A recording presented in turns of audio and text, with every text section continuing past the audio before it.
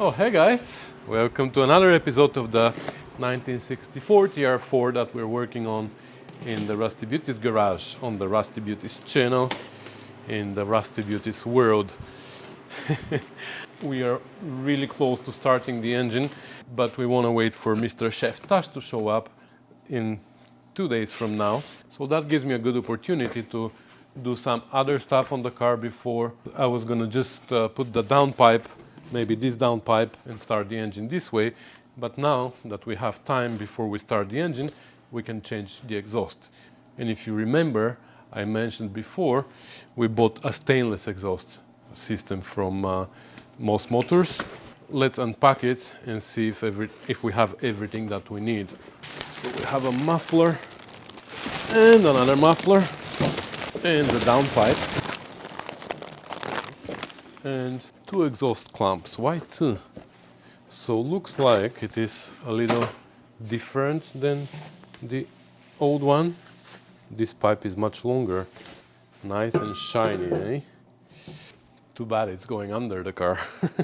If it was my car, I would put it outside so everybody can see it. This is the old exhaust. So this one is this one, and this one is this one. Going this way or going that way? You know what? Doesn't really matter. Okay, makes sense. So we're gonna fit it under the car. I just wanna test fit them into each other because recently I replaced the exhaust system on a TR6 and I had issues with fitting the components together even though they came together. So I had to literally expand them. Just like here, you see they don't fit. Yeah, because this is bent. You see this is bent here. Nice.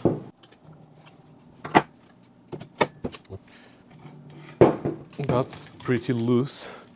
I don't know if this one has top and bottom. I don't think so. Let's make sure these two fit together. Yes, perfect. All right, so I'm not gonna hold you here, guys. It's pretty straightforward. I'm gonna go under the car and I'm gonna mount them together, and then at the end I'm just gonna show it to you done, I guess. Not much to be shown here. So I'll see you in a bit. All right. It is installed.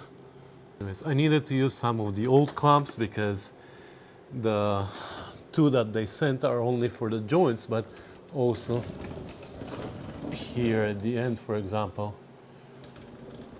we need to be able to hang it. So it is pretty solid now. So we will see if there's gonna be any leaks or whatever. Like I said, too bad that it is going under the car. Nice and shiny, but under the car. Anyways, exhaust installed. All right, the exhaust is installed. I also connected the front end of the drive shaft, which was not connected yet, so now it is connected. I also came here and I installed the oil filter. So now we can pour the oil, but the valve cover wasn't installed permanently yet because it needs new gasket, which we have, so I have to get rid of this one, so that's my next job. But I also came and I cleaned up the distributor because it was pretty nasty. So cleaned this up and I put it on to make sure that we have everything, even connected the wires to make sure that they connect properly. This one is a screw on and the old fitting for here was broken, so I wanted to make sure that I can do that. All the wires connect and everything. I straightened a little bit this little vacuum line here, which was bent in weird ways. So I figured this is the best way to route it. Connected the choke and what else? I'm just trying to make sure that everything that is required for starting the engine is done and we're ready. So I'm even gonna pour the oil, but I'm not gonna prime the oil system yet. I'm gonna prime it on the day when we're gonna start it. So that's my next job here. And because I have more time today, I'm gonna start doing things that are not related to the engine. So I'm gonna start also installing this emergency release kit for the bonnet. I'm gonna explain that. So yeah, just wanted to show you where I'm at. All right, so the cover is on. The oil filter is on, the drain plug is on, so I believe we're okay to fill up with oil, right? I'm not forgetting anything. And the oil that we're going to use is this Valvoline VR1 with added zinc. It's for racing and classic cars.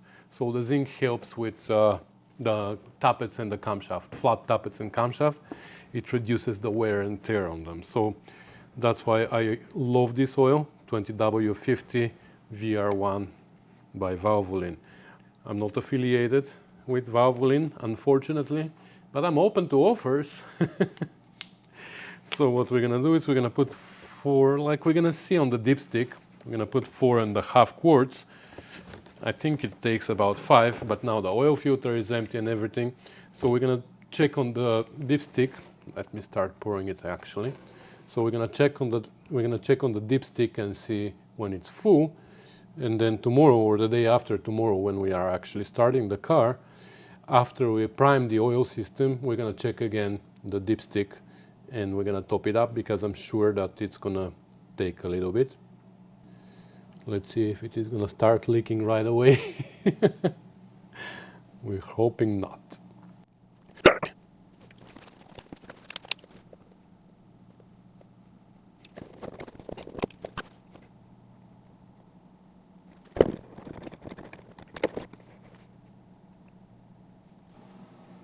Let's see what the dipstick says.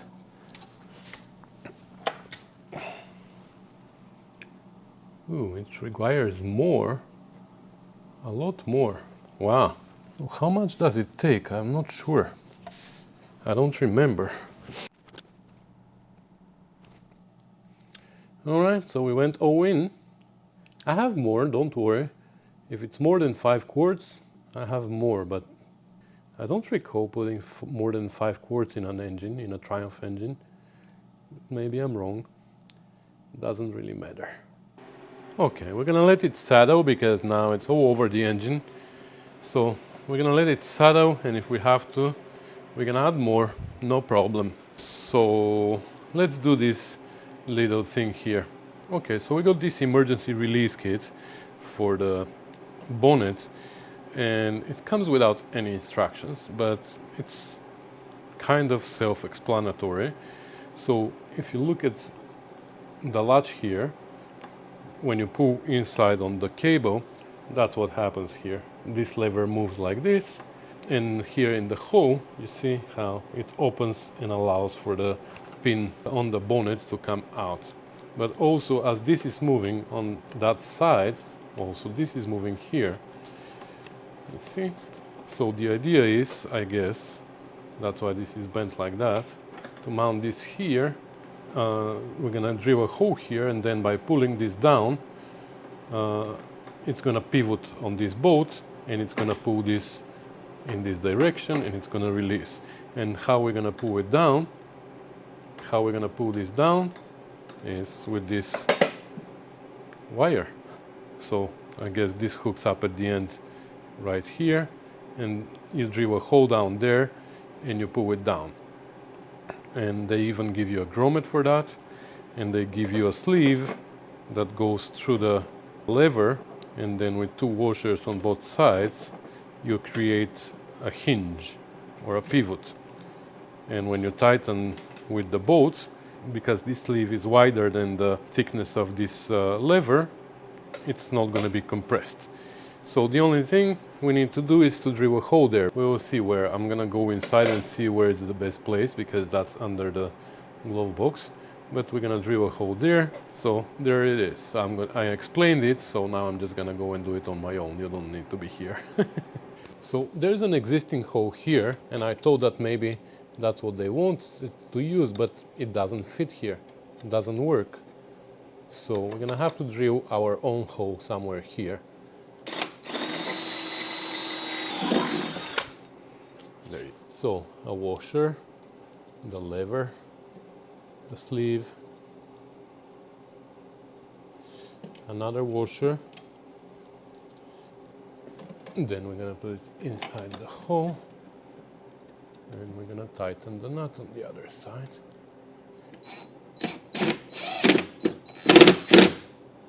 Okay. Wow, I hope that doesn't make noise. But yeah, there you go. So now we have to drill a hole down there.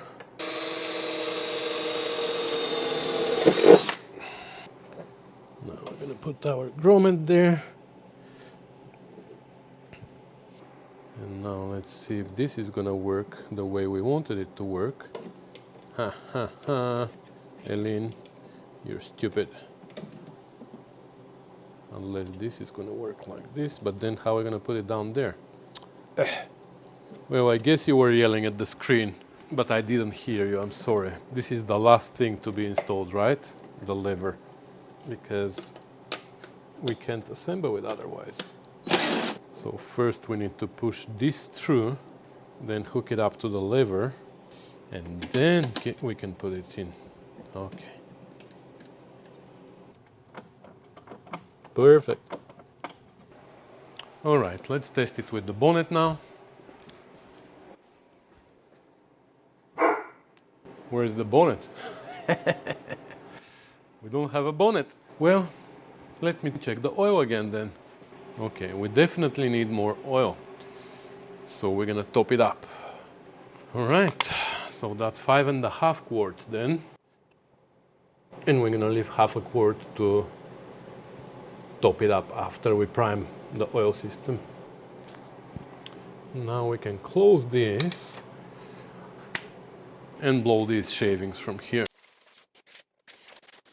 All right, so next, as many of you have noticed, this car has two right windshield wipers or windshield wiper arms. This one on the right has this shape because of this cover, as also some of you suggested. When this is open here, if we have a straight arm, we're gonna have a problem. So that's why this arm is curved like that. This one shouldn't be though. So that's why we got a new one to replace this, and we also have two new wipers just in case. So let's change that as well. Now I'm gonna show you here. Sometimes this is a problem, but that's how it stays with this little tab here. When this goes on the splines, this little tab clicks under the splines, and that's what holds it in place. So sometimes taking this tab out is pretty tricky, but I use a hook like that. Problem is that sometimes the wiper, the arm is stuck on the splines, and you don't know whether the tab is what's holding it or the splines are stuck. You just don't know what to do here. And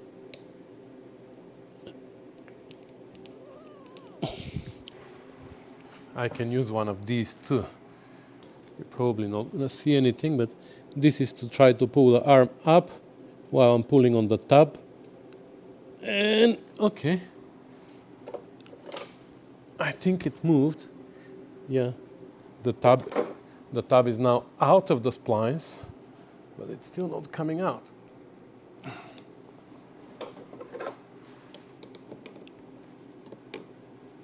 Okay, there you go. And now we can install our new one. We're gonna put a wiper on it first. Yeah. Okay, so we can position it properly. So that's how it needs to go.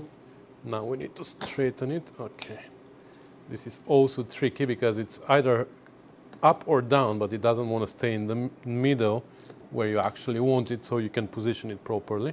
Okay, that's where it is. Come on.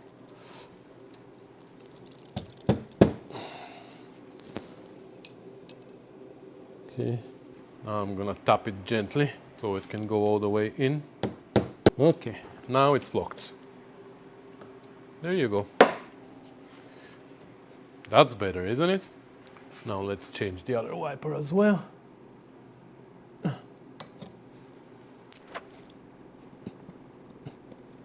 Okay, there you go.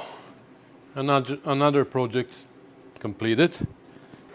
Wow, I started checking them off my list like crazy. Uh-oh, it's Christmas again. I have package arrived today from Reed, who asked me for my address, but he didn't tell me what he was going to send me. He's one of you guys, one of my followers. So I want to see what he sent, actually. Don't peek on my address, okay? Oh, he sent me newspapers. Thank you, Reed. Oh, something else underneath. I wonder what it is.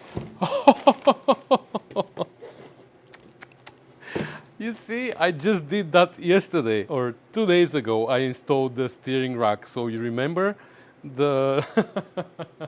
Oh my God, that's a great tool. That's for the steering rack. Remember how I had to compress the mounting brackets sideways so I can mount them properly? And I used clamps and stuff. Well, if I waited 2 more days, I was gonna be able to use the tool. Thank you so much, Reed. I'm gonna use it on the next project. Now it's too late because we have way too much stuff there already. Too bad I didn't wait a little bit longer. Thank you, Reed. All right, guys, it's another day, and today is the day. Today we're gonna start the engine, or we're gonna attempt to start it at least. So Shiftash is coming a little bit later, maybe in an hour, I think. But we're gonna start preparing here for the process.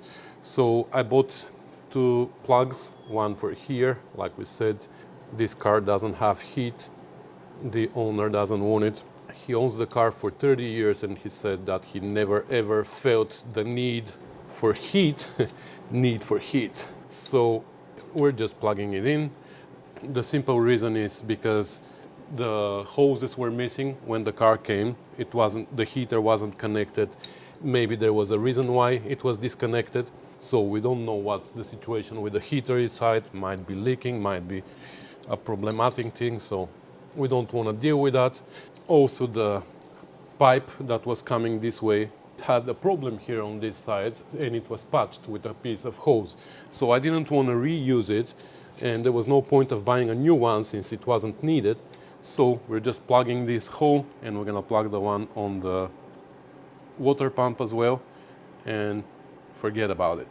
So these are regular plugs, 3/8, just like the plugs on the oil pan, on the transmission, on the diff, you know, 3/8 plugs. Plug in the temperature sender, and this we're gonna connect later. Okay, so in this case now, I believe everything is closed. The petcock on the rod is closed, so the cooling system is closed now, so we can pour the coolant. Oop, it's leaking. The petcock is not closed properly. Oh my God. All right, so you see how the petcock is down there? Well, it turns out that this is how it is when it's closed, which is so counterintuitive. Normally, the handle needs to be perpendicular to the flow when it's closed, right? But this is the other way around.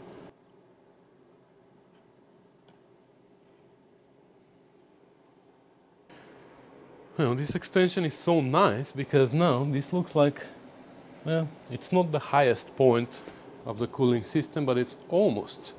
It's definitely higher than this hose. The housing here is not. Well, that's how we're gonna start it, with this much coolant, and after that we can bleed it. Okay, what else? So we have coolant. I believe here in the engine bay everything is completed. So what's left is only to prime the oil system and then install the distributor permanently. So for now, let's take these off. I just wanted to put them on so I can make sure that I have everything that I need here. Nothing really matters.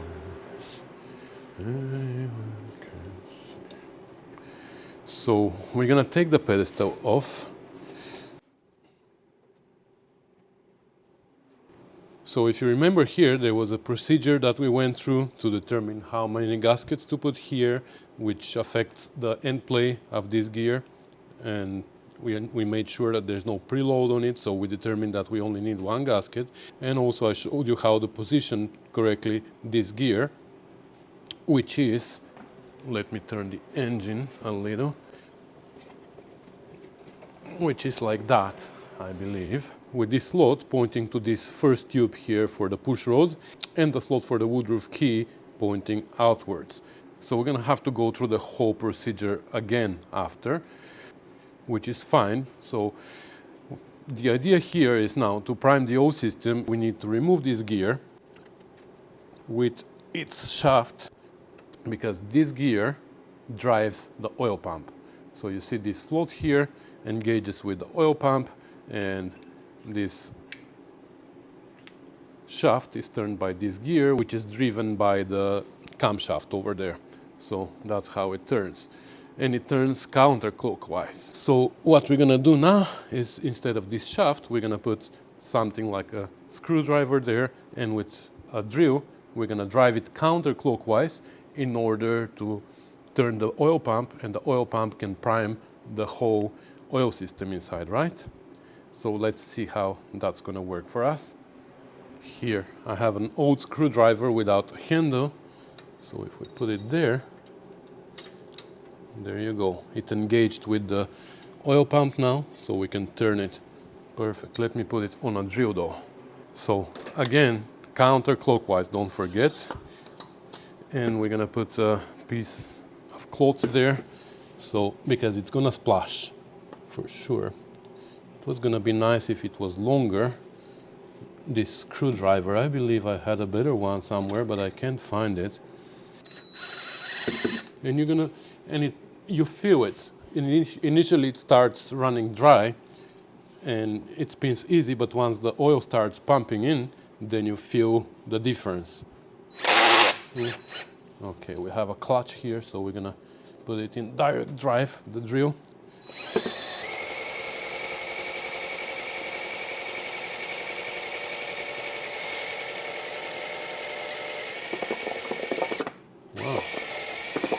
Well, I think it was not running dry in the beginning at all, because there was no difference, but I can hear the oil now through the oil galleries and everywhere.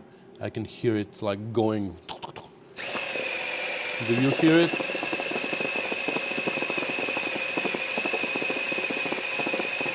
Okay, let's look at the oil pressure.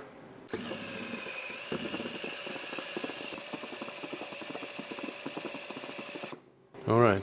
I can't see it, but you did. Was there oil pressure? Well, I checked the footage, and apparently we don't have oil pressure. So I think I know where the problem is. So I removed the rag, and you see when I'm turning the pump from here, all the oil comes out through the hole. You see it? That's why we can't build oil pressure, because it's not staying in the gallery, because you see the oil gallery is right there underneath. This here, right under the distributor, is the oil gallery that pushes oil into the main bearings, to the camshaft bearings, and from there it builds up and goes also to the head. But I think because the pressure is escaping from there now, that's why we don't build pressure.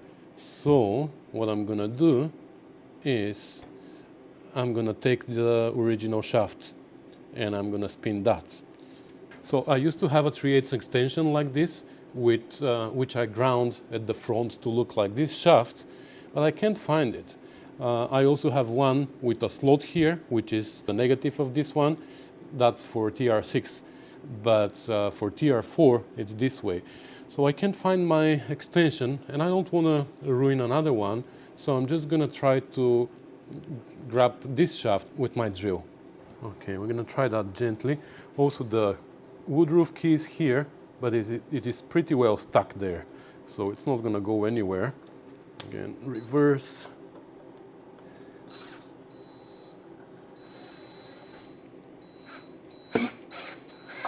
So you see now it's not coming out. Actually, I don't need it. I don't even need a rag now, you see? And I can feel the oil pressure now, and I can hear it squeezing through the channels. You see, even now it came out. Okay, let's see if we have pressure. There you go, Mr. Chef Tash is here.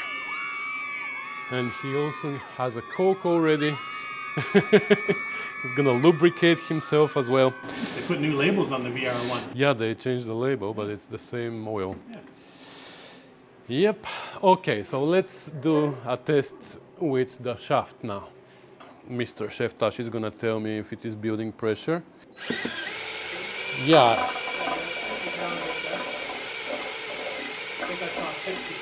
Yeah, I can feel it even on the drill.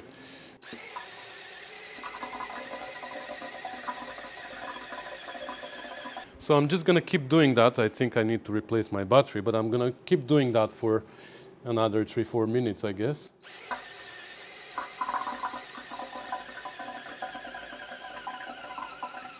Yeah, I need a new battery. Should the oil be pouring out the bottom of the engine?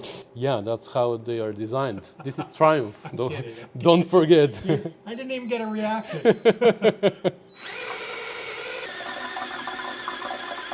Okay, I think that's enough.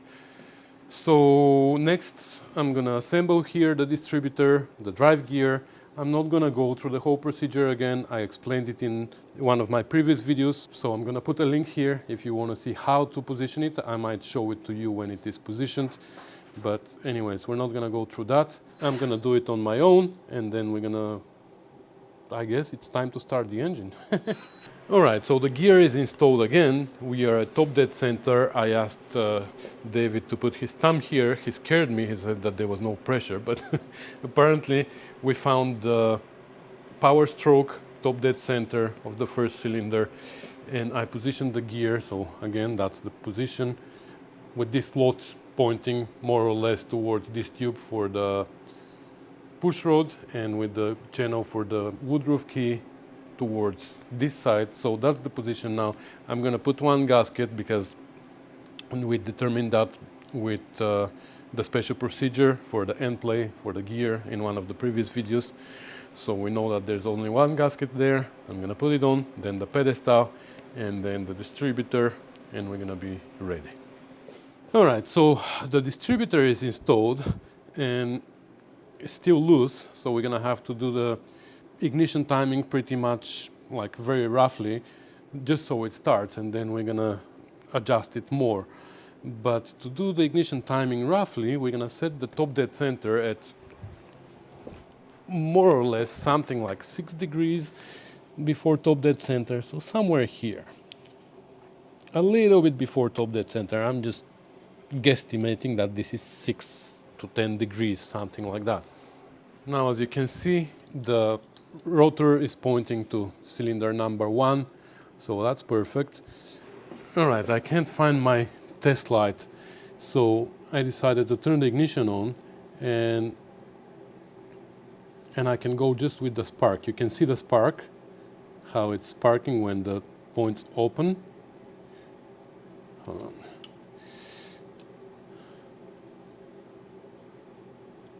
Did you see that? Yeah. So we have to mock a rotation of counterclockwise rotation of the rotor. So we're going to be turning the distributor clockwise. So we're going to start from somewhere here. We're going to turn the distributor clockwise, and this represents counterclockwise turning of the rotor. And the moment we see a spark, that's where we're going to stop, and that's where we're going to lock the distributor. So slowly.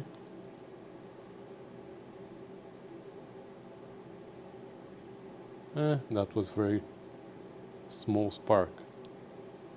There you go. I heard it. Yeah. So that's where we want to be. Just gonna tighten the distributor here, and that's it. Of course, that's just very rough, but I'm sure it is enough so it can start. And now we can connect even this vacuum line here. Need to rebend it a little bit.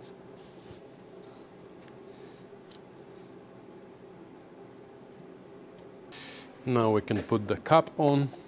And that's our first cylinder now. Oh, we need spark plugs, don't we? Probably be a good idea. Might run better. Runs better with spark plugs. Yeah, I think so. You have any experience, or you're just saying because that's what the manual says? You need at least one plug. Okay. All right, the spark plugs are in. So now we can hook them up, and we're going here counterclockwise. This is first from here. So 1, 3, like counterclockwise, right? So that's 1, 3, 4. Nope, that's 4. Good, and that's 2. Perfect. And then the ignition coil. This is the screw-on type I showed you before. This we have to isolate. These are for the alternator. Yes. Yeah, I'm gonna run it without the alternator. From the ground out on anything. Yeah. And then we're hitting the manifold. Okay. And here we shouldn't forget our barrel for the tachometer. So that gear. Remember we put O-ring here. Would that be the tachometer? Yeah. What did I say? Tachometer.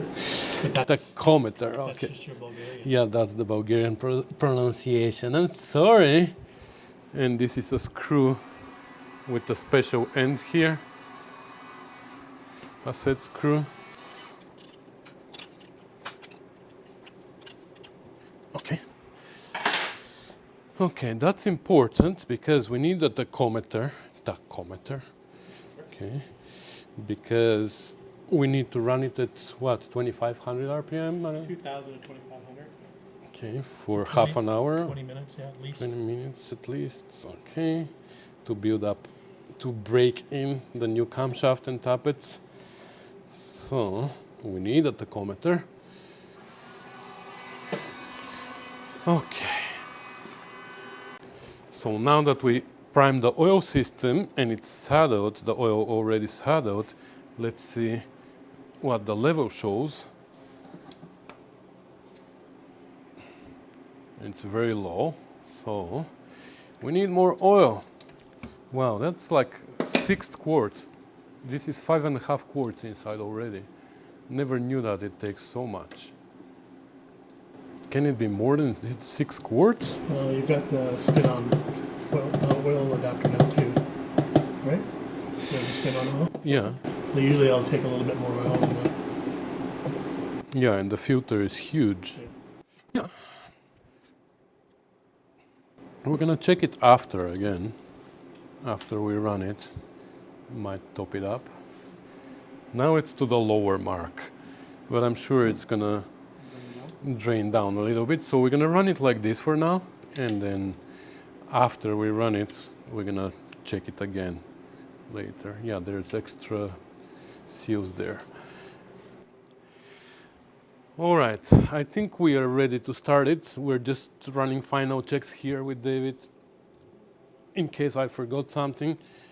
So on this side, the oil filter is there with the adapter. So that's why it took so much oil according to David. It takes more. So we have already 6.5 quarts in this engine. That's the first time for me.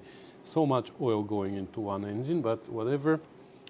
We have the fuel connected. Now I can actually prime. Can you hear it coming? Smell it.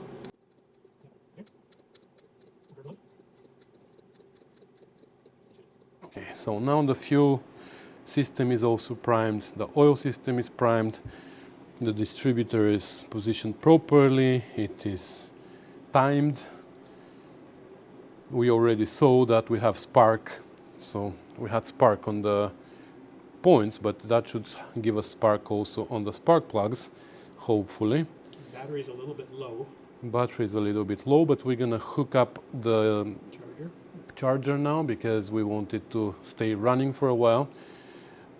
David also isolated the wires that go to the alternator. Like I said before, we converted this car from generator to alternator, but I haven't done the wiring yet, and I don't want to mess with this now. The coolant system is full.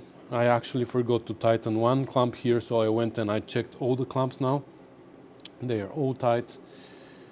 So we should be good to go, right? I think so. Fire Let's- extinguisher? All right, we have even fire extinguishers here. We have one here, and we have one there, one there, one there, and one there, And one here. and one in the car even. So we should be safe. I hope so. The weather is nice. It's supposedly 10 degrees Celsius outside, but it doesn't feel like it for whatever reason, and there's still lots of snow. So apparently we're ready to make attempt to start it. Fire. Yeah, but I think we're gonna leave this for the next video. What do you think, guys? Okay, I'm not gonna leave you on a cliffhanger. Hey, I came for nothing? No, I'm not gonna leave you on a cliffhanger. Let's actually show her the key. Okay, so we're going to keep this running for 20 minutes. So you got a timer. And how are you going to keep the speed up? Here's your throttle adjuster. Okay, well, you don't need it. All right, ready? We are not in gear. We are in the air anyways. Choke. Okay, choke is on. Let's try. Oh, we don't have, Battery charger. yeah, we don't have the battery charger. You see, we forgot something. Well, we did mention it.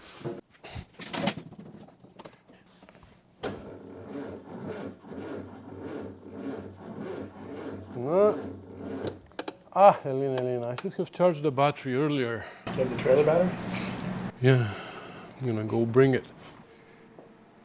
All right, so we have David's trailer's battery and still have the charger hooked up to both of them. So now we should be able to start it.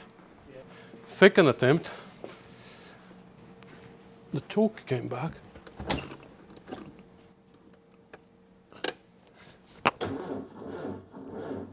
Wow.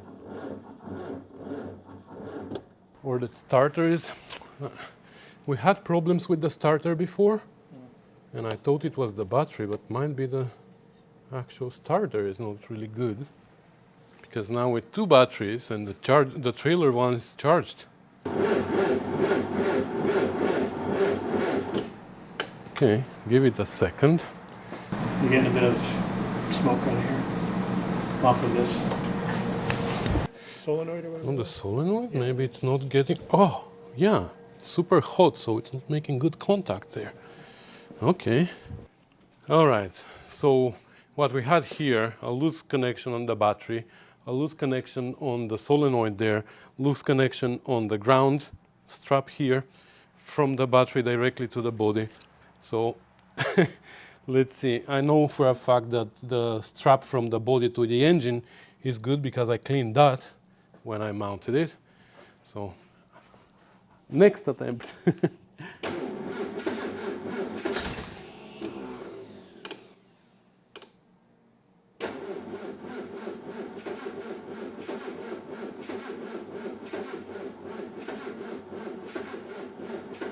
Come on, baby.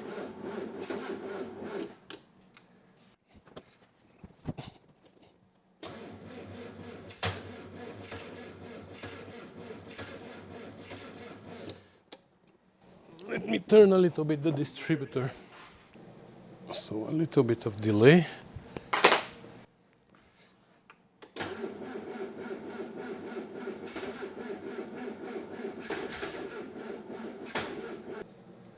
little more delay.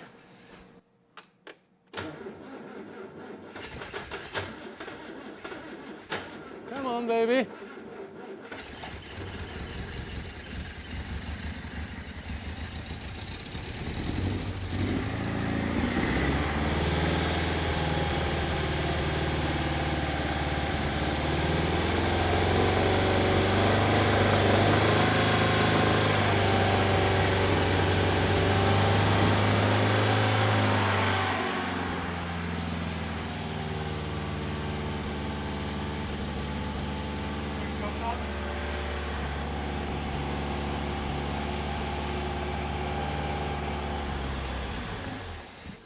Let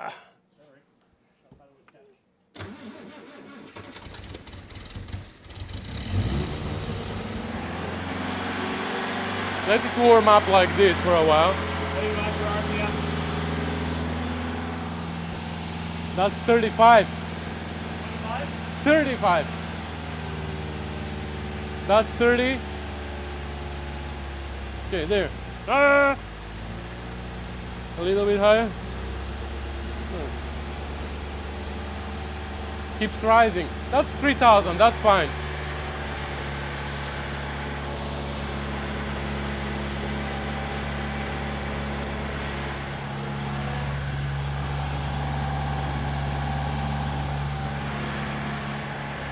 that oil pressure? Yeah, it has oil pressure.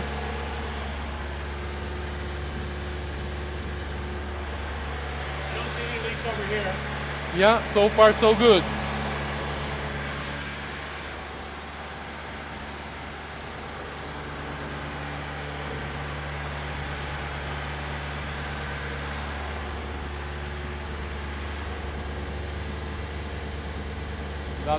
That's normal.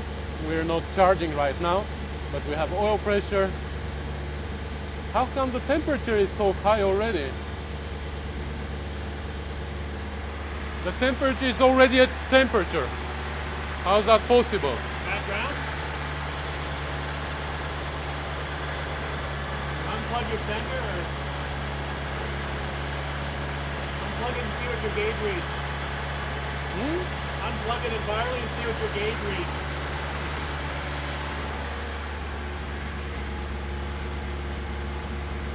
Going down now.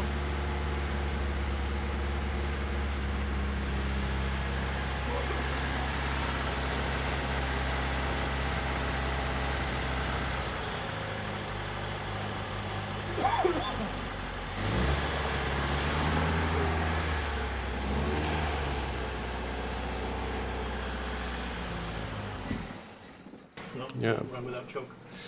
Needs the choke.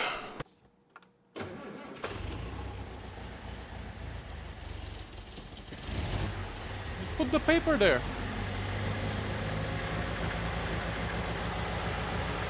Not there. Here. Okay, it's on the choke right now. Oh. Okay.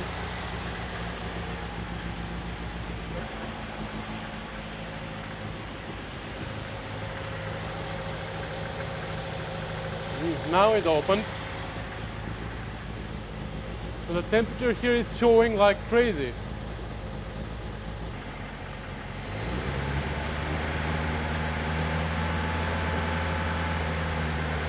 Got a leak here.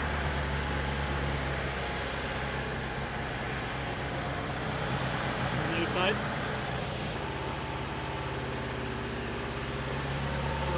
Your oil leak might be from here down over there. Okay? See a little bit of residue here. That's how it's done. Wonder why, because it should be coming out from here, right? Okay.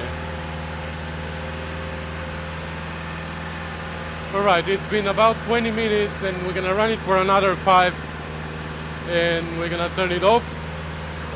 We have multiple leaks here. We had a leak from here. We have a leak from that nut over there. I can literally see the oil coming out. We have an exhaust leak here. The temperature sender, I believe the temperature sender is problem because it shows like very hot, but it's not hot, believe me. It's not that hot as it shows.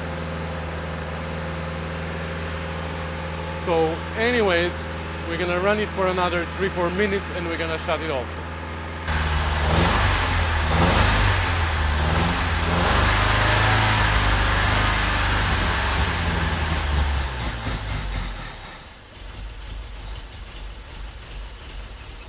I don't see that. As soon as you give it a little bit of gas and it dies. Okay, enough. We had about well, it's like 25-30 minutes almost. It ran and we had multiple issues here. So in the middle of the process, we started getting a big leak from here. I guess you saw it. And I'm thinking it's because in this little clamp that I made here, I put rubber inside, so it is softer for the fuel line. But the problem is that probably this rubber softened and it just collapsed and allowed for this bolt to become loose. So I tightened it and then it worked well. The bolt that is in the center of the timing cover, that I believe is loose. Now I can reach and tighten it and see. I don't have my mic on, so... Oh yeah, that's pretty loose. I don't know why it is so loose, but... Okay. But that's why it's leaking. Also the temperature sender looks like, because I took it off to clean everything here, looks like something happened to it. It doesn't show the correct temperature. As soon as we started the engine, like literally a minute later, it was showing 80 degrees, which is not correct. My gun died for whatever reason. The battery is charged, but it's not working, so we couldn't actually monitor the real temperature, but it is not hot. I could feel that it is normal temperature. What else? It was there's a little leak here from behind. Yeah, I don't know. It seems to be dripping from here and then pooling here. You see it pooling here? And then maybe pools down there? Maybe. Hard to say. You see the pool here? Yeah. But before, when I checked, I think it was only here underneath. Anyways, we will figure this out. Also, she doesn't like running without the choke for whatever reason. So there are multiple bugs that we need to figure out, but the main thing is that it's running. Alright, so I guess we're gonna let it cool down. We're gonna have a beer and a Diet Coke to celebrate. And when it cools down, I'm gonna adjust the valves one more time. I'm gonna see if I can take the sending unit from my GT6. Hopefully it's the same. And yeah, we're gonna try to run it again after that and adjust a little bit the distributor this time, adjust the carbs, because it was rough. Alright, so it's a few hours later, few Diet Cokes and few beers later. And the engine cooled down a little bit, not a lot, but it cooled down. And we were just curious to see what's going on with the temperature. So you see, now it is showing 80 degrees Celsius here. At 80 degrees, I shouldn't be able to touch the thermostat, right? Because I was just explaining David that when I was working in a laundry long time ago, that was my test. When I could touch and hold my hand on the body of the laundry machine, this meant that it was below 50 degrees Celsius. If I can't hold my hand there, then it's above 50 degrees Celsius. But here I can touch and hold for a long time, and it's still showing 80 degrees here, right? Well, 70 is the middle down the bottom. 70? Yeah, it says 70 on the gauge, right? Okay. But anyway, obviously we need to figure out what the problem is with the temperature sender, because it was working great when it was before we rebuilt the engine. So we've done something during the rebuild process. Anyways, I think that's gonna be it for today though. I think all the debugging process is gonna happen later. So thanks for watching, guys. Thanks for commenting and subscribing. Thanks to David for helping today. And I'll see you in the next one. Bye.